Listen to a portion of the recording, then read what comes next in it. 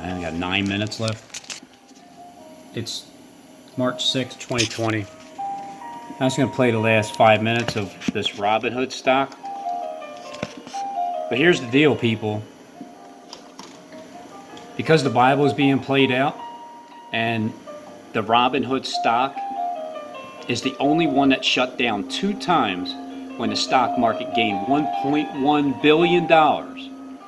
Everybody's pissed at RobinHood right now. They don't trust him, they don't believe in him, but he did say he will work with every single individual on a case-to-case basis to pay you back, to credit whatever. You stop worrying about money so damn much.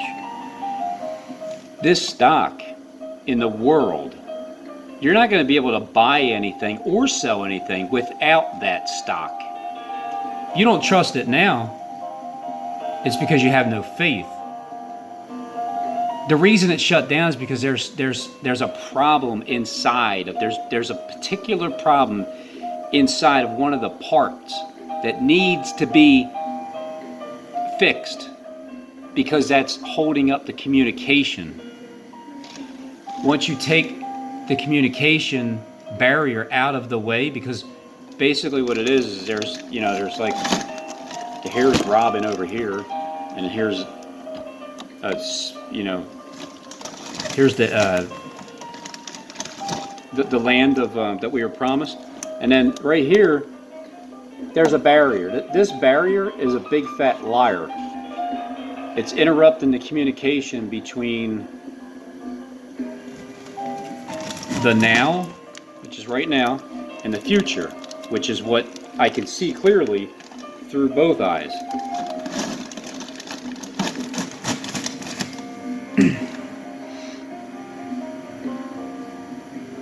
Anybody that has any money, what are you going to do with the money anyway? What's the point? The economy is going to collapse. However, if you hold on, if you invest in Robinhood, the stock market, if you invest in that, when this debacle happens and everything literally does take place on Earth, everything I've been saying is fake, leads up to what we're actually going to see. But we're still going to see fake stuff. Ain't nobody dying. And the Clankites, you guys are getting, just, I almost have like a bad feeling for you because of how confident you guys are. But you don't even invest in RobinHood stock. I bet you there's not one Clankite that does the stock market that would even dare to invest in RobinHood stock. Guaranteed, not one Clankite has investments. And then you'll have a trollite that'll be like, oh, I'm invested in your Robinhood, to cling to you with the flatteries. It's going to be the greatest stock in history. You're not going to be able to buy or sell without the mark of the lamb or the lion, either one, that beast. What are you going to buy? Nothing. So it looks like RobinHood is getting tossed aside, and nobody believes in that stock anymore. But yet that's the most important stock, because I'm not saying this because it's my name, not at all. It's piqued my interest because it has my channel name, but RobinHood was here before me. Well, no, wait a minute. Somehow they all knew that I was going to appear, and they made movies about me and everything. But I mean, that's just me, just being full of myself. But it's because RobinHood actually, on the world dominating news, dropped twice. 2 strikes, RobinHood. 2 strikes. And when everybody was, I need to sell my stocks. Well, you freaking Robin, you're not letting us sell? No. I'm not letting you take the stock out and sell it because you're panicking like an idiot. How's it feel to be broke that day? RobinHood stock is the only stock in the world that did that on that day, on 3/2/2020. The same day I was looking for, is today the day? It's second 9/11 here in Philly. Something's just going to happen.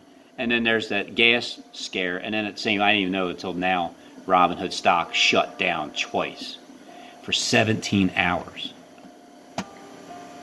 And issues on the site, it has been something that people have been using for many years. However, I think this goes without saying that no matter which brokerage you use, you need to make sure you never have too much money on one single platform. And you need to realize that if this can happen to Robinhood, it has the potential of happening to any other stock trading app as well. For instance, a lot of people have been talking about moving over to Thinkorswim or Webull, but I just want to remind everyone that even though those apps are insured against loss, still be careful and never keep too much money on a stock trading app that does not have a long-standing track record. A lot of these apps and companies, these other apps, it just means channels, YouTube channels, are still relatively new and they have not proved the test of time in terms of how sustainable they're going to be long term. We need to remember that a lot of these companies are still considered startups and there will be issues. Like I use apps like Robinhood, M1 Finance, Webull, and Acorns for fun side money that I can just kind of play around with. But I don't use them for holding all of my wealth, and I would not trust one single app to hold more money than I am comfortable with. And if anyone is adamant about moving money out of Robinhood, it seems like a lot of people are moving over to Thinkorswim,